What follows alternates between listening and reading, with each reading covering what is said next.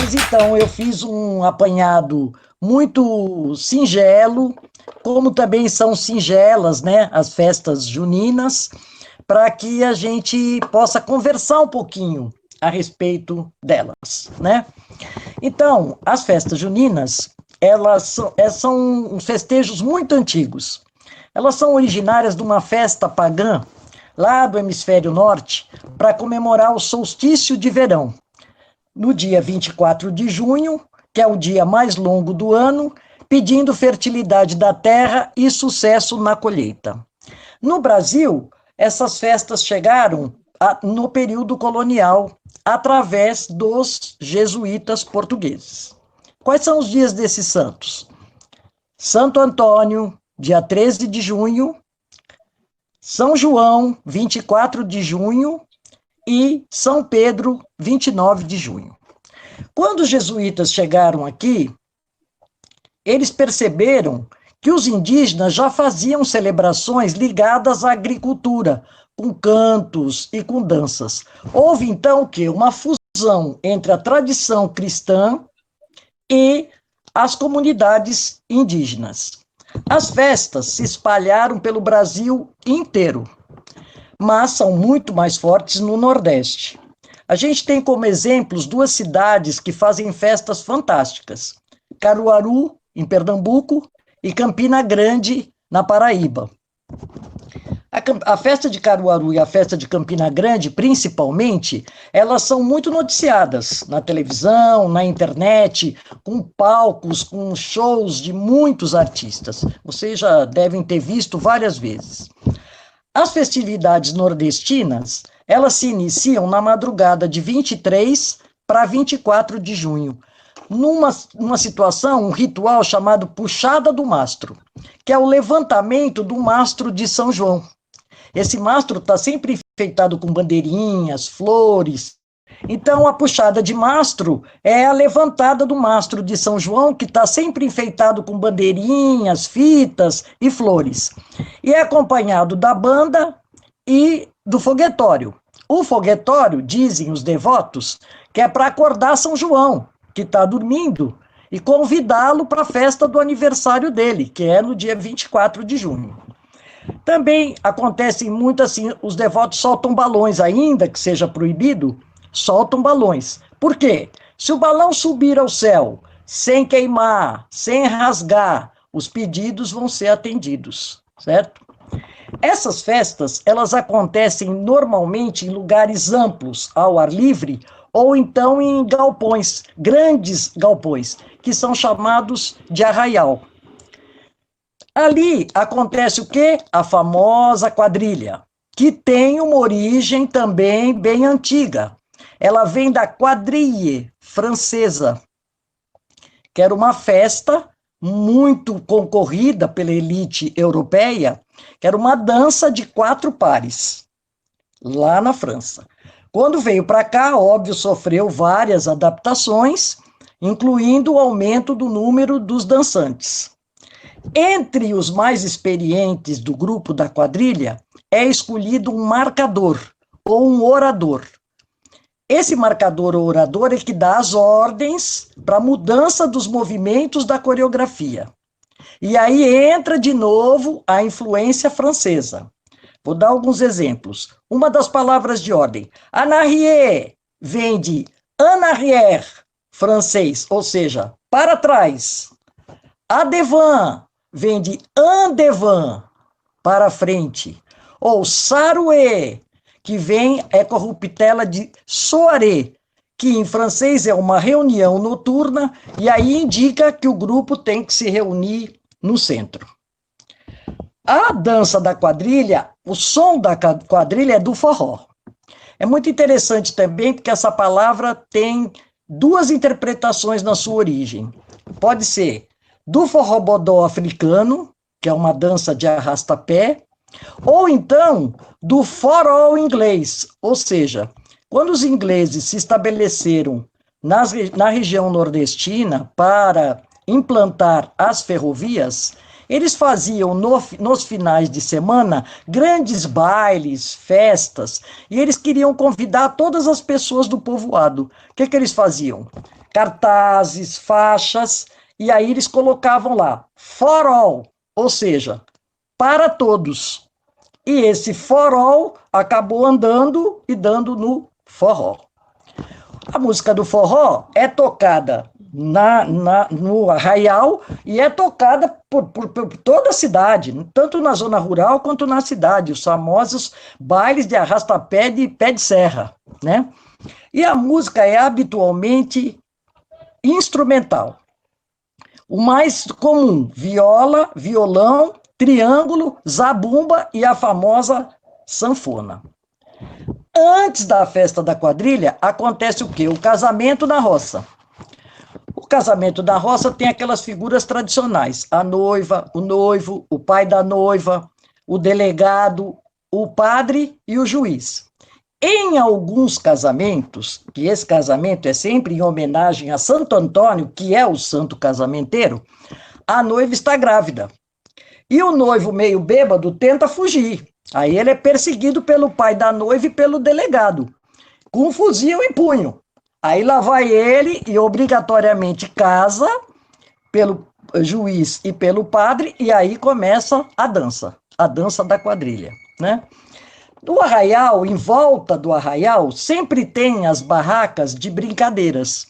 Todos vocês conhecem, e nas suas festinhas de escola, já participaram da pescaria, da argola, do bingo, do correio elegante, da cadeia. Essas brincadeiras acontecem à volta dos arraiais. Muito bem. O arraial é sempre decorado com bandeirinhas, muitas bandeirinhas, mas elas também têm uma origem bem antiga, que vem do ritual da lavagem do santo. Eram feitas bandeiras muito grandes, com o rosto dos santos estampado, e essas bandeirolas muito grandes eram lavadas em rios e lagos. E quando acabasse essa lavagem do santo, as pessoas que entrassem nessas águas estariam purificadas.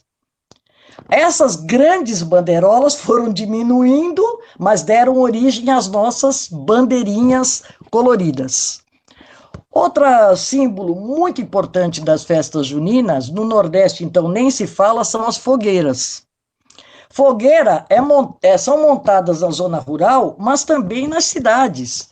Se vocês lembrarem, tem uma música que fala Recife pegando fogo, porque da madrugada de 23 para 24 de junho, Recife está pegando fogo por causa das fogueiras, que cada família monta uma na porta de sua casa. Essas fogueiras, elas têm duas simbologias também. Uma seria que ela espanta os maus espíritos, ela é a chama da vida e espanta os maus espíritos.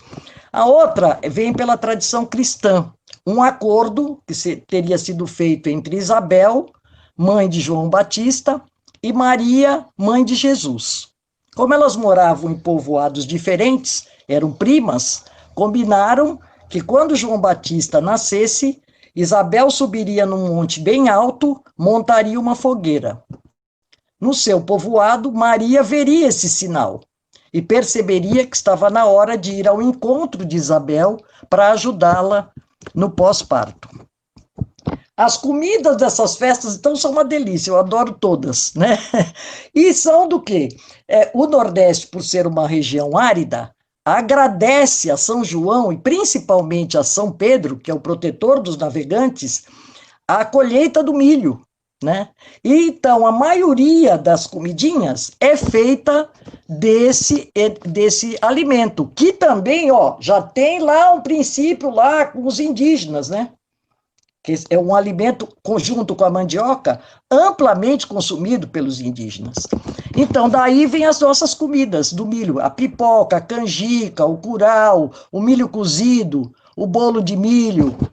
E aí, mais para Minas e para São Paulo, foram acrescentados outras comidinhas, como o arroz doce, o pinhão, a maçã do amor, e também o nosso quentão e o nosso vinho quente, que não poderia faltar, né?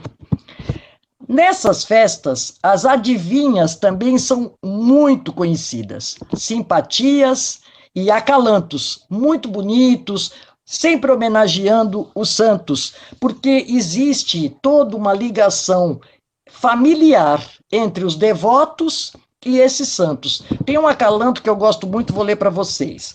Confessei-me a Santo Antônio, confessei que estava amando, e ele deu-me por penitência que eu fosse continuando.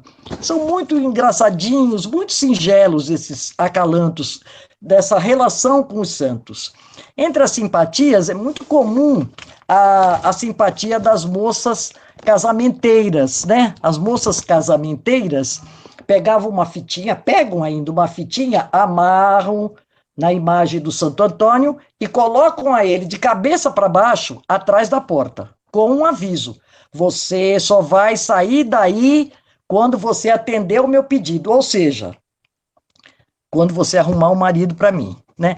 Existem no Nordeste ainda, perto das fogueiras, outras simpatias. As mulheres e os homens também andam por sobre as brasas da fogueira pedindo para ser atendido em vários pedidos, né? Tem muita simpatia. Aqui para o lado de São Paulo e de Minas, nós temos um evento da noite, no dia de São João, muitas pessoas fazem um relicário, que é uma capelinha de melão, cravo, rosa e manjericão. Essa capela, originariamente, seria uma coroa de flores que seria colocado na cabeça das dançantes, e aí começaria o relicário da Capelinha de Melão. Todos vocês devem conhecer a música famosa, né? Capelinha de melão, é de São João, é de cravo, é de rosa, é de manjericão, né? Tão gostoso essas musiquinhas, né? Muito bem. Aqui em Santos, nós tivemos festas famosíssimas. Por muitos anos, as entidades beneficentes montavam barracas nas areias da praia. 15 dias era uma turma de entidades e os outros 15 a outra turma. Com isso, também era montado um parque de diversões e também um palco onde havia shows.